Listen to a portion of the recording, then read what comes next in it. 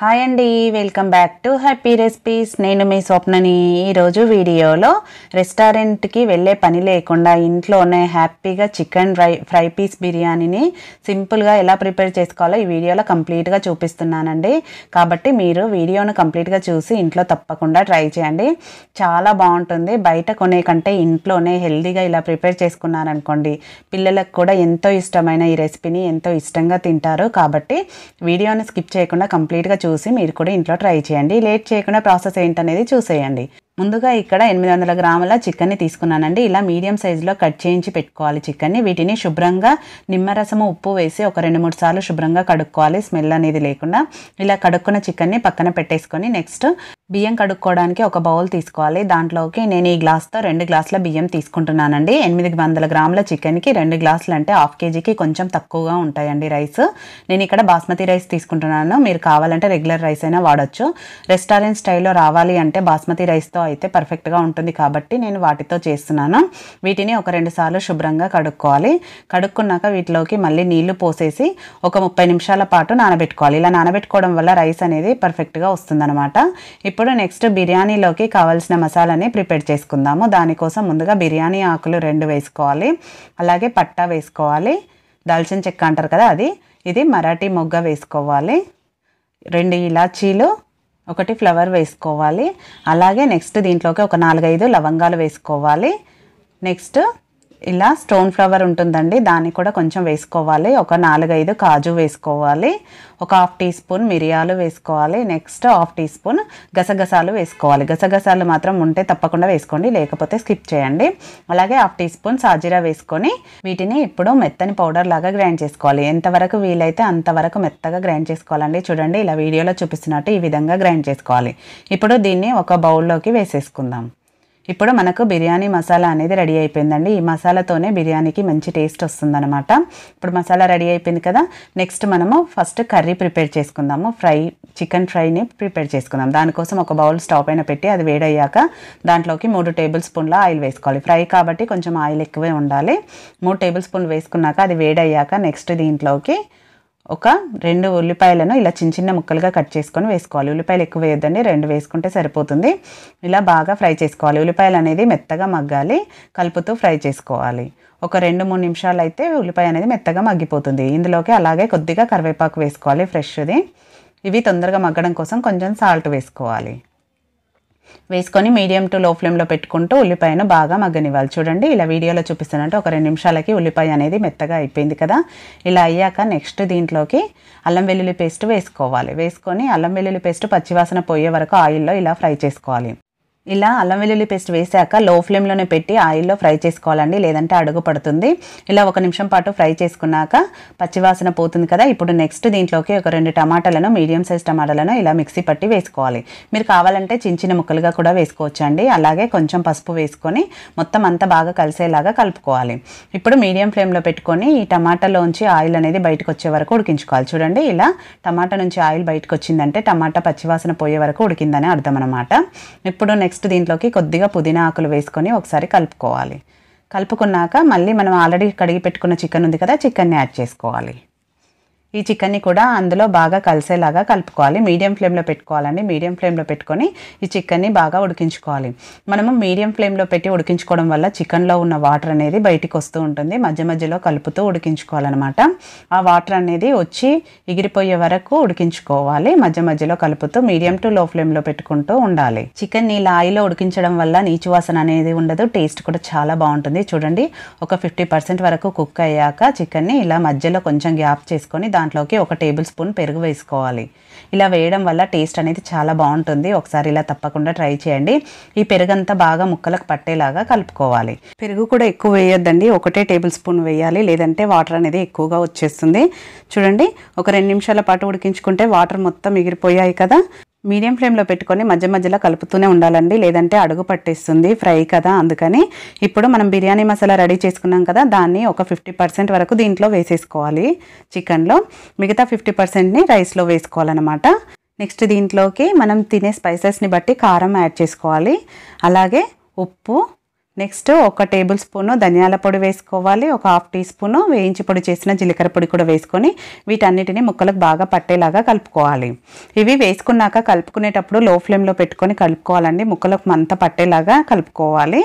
చూడండి ఈ విధంగా కలుపుకున్నాక ఇప్పుడు లో ఫ్లేమ్లో ఉడికించుకోవాలి. ఒక 3 నుంచి 4 నిమిషాల పాటు ఉడికించుకుంటే చూడండి వాటిలోంచి వాటర్ అనేది వచ్చి ఆయిల్ అనేది రిలీజ్ అవుతూ ఉంటుంది. ఇలా ఉడుకుతున్నప్పుడు కూడా కలుపుతూనే ఉడికించుకోవాలి, లో ఫ్లేమ్లోనే పెట్టుకోవాలండి, లేదంటే అడుగు పడుతుంది. దగ్గరే ఉండి కలుపుకుంటూ ఉండాలన్నమాట. దీంట్లో వాటర్ యాడ్ చేయం కాబట్టి నెక్స్ట్ దీంట్లోకి ఒక టేబుల్ స్పూన్ కసూరి మేతి వేసుకోవాలి. ఈ బిర్యానీకి మెయిన్గా ఒక కసూరి మేతి, అందులో మనం చేసిన బిర్యానీ మసాలా అన్ని స్పెషల్. దీంట్లో రెస్టారెంట్లో చేసే బిర్యానీకి ఇవి 2 ఖచ్చితంగా వాడతారు కాబట్టి వీటిని తప్పకుండా వేసుకోవాలి. ఇప్పుడు 1 నిమిషం పాటు లో ఫ్లేమ్లో ఉడికించుకున్నాక దీంట్లోకి ఒక 2-3 పచ్చిమిరపకాయలను ఇలా పొడుగ్గా కట్ చేసి వేసుకోవాలి. ఇలా వేసుకున్నాక లో ఫ్లేమ్లోనే పెట్టుకొని వీటిని కలుపుతూ ఉండాలన్నమాట. చూడండి చికెన్ ఎంత కలర్ఫుల్గా యమ్మీగా కనిపిస్తుంది, చూస్తుంటేనే తినేయాలనిపిస్తుంది కదా, చాలా బాగుంటుందండి టేస్ట్ అయితే.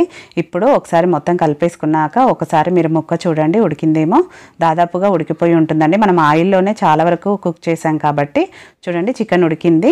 నెక్స్ట్ దీన్ని 1 నిమిషం పాటు లో ఫ్లేమ్లో కుక్ చేసుకుందాము. ఇలా కలుపుకున్నాక 1 నిమిషం పాటు, ఎక్కువ అవసరం లేదండి, 1 నిమిషం పాటు లో ఫ్లేమ్లో కుక్ చేసుకోవాలి. మూత పెట్టకుండానే కుక్ చేసుకోవాలి. 1 నిమిషం తర్వాత చూపిస్తున్నాను చూడండి. ఇప్పుడు ఒకసారి కలిపేసుకొని కర్రీ మనకు రెడీ అయిపోయిందిగా. నెక్స్ట్ ఫైనల్గా కొత్తిమీర యాడ్ చేసుకొని ఒకసారి కలిపేసుకుంటే కర్రీ అనేది రెడీ అయిపోయినట్టే. కొత్తిమీర వేసేసుకొని ఒకసారి కలిపేసుకోవాలి. ఇలా కలుపుకొని ఇప్పుడు మనకు ఫ్రై చికెన్ రెడీ అయిపోయిందనమాట. స్టవ్ ఆఫ్ చేసేసుకొని దీన్ని పైన మూత పెట్టేసి పక్కన పెట్టేసుకుందాం. ఇది పక్కన పెట్టేసుకొని ఇప్పుడు మనము రైస్ని ప్రిపేర్ చేసుకుందాము. కర్రీ రెడీ అయిపోయిందిగా, దీన్ని పక్కన పెట్టేసుకొని నెక్స్ట్ స్టవ్ పైన రైస్ చేసుకోవడానికి మందంగా ఉన్న గిన్నె పెట్టుకోవాలండి. దాంట్లోకి 1 టేబుల్ స్పూన్ నెయ్యి వేసుకోవాలి, అలాగే 2 టేబుల్ స్పూన్ల ఆయిల్ వేసుకోవాలి.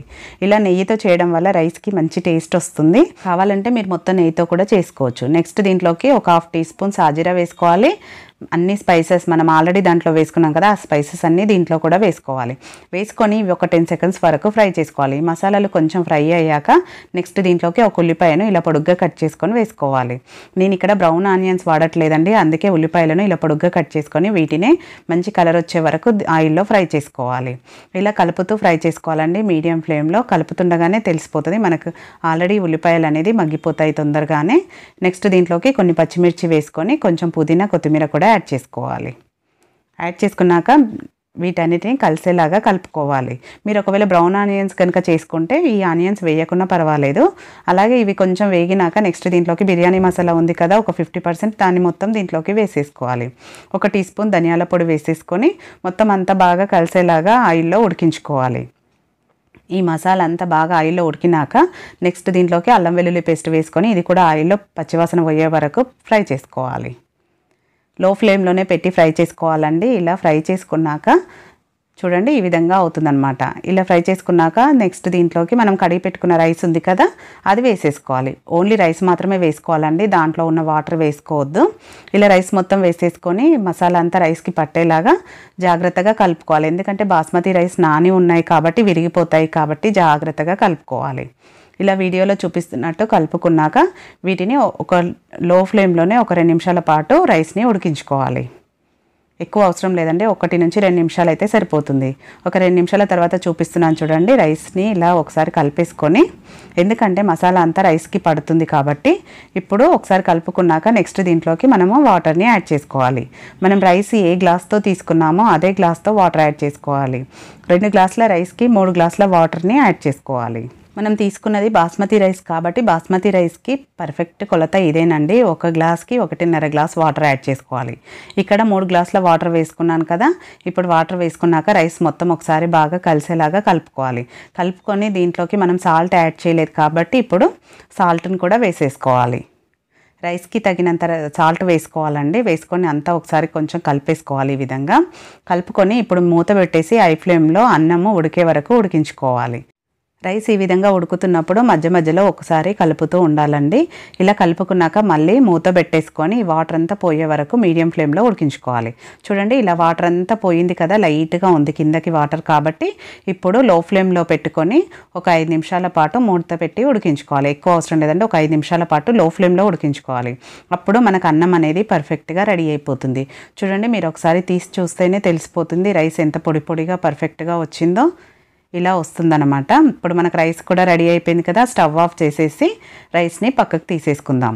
ఇప్పుడు దాన్ని మనకు రెస్టారెంట్లో ఎలా సర్వ్ చేస్తారో చూపిస్తున్నాను చూడండి. ఇప్పుడు ఒక బౌల్ తీసుకొని దాంట్లోకి ముందుగా చికెన్ పీసెస్ని పెట్టుకోవాలి కిందకి. మీకు రెస్టారెంట్లో కావాలి అంటే 2 ఎగ్స్ని కూడా ఉడికించుకొని పెట్టుకోవచ్చండి. ఇప్పుడు చికెన్ పీసెస్ పెట్టుకున్నాక నెక్స్ట్ దానిపైన రైస్ని వేసుకోవాలి.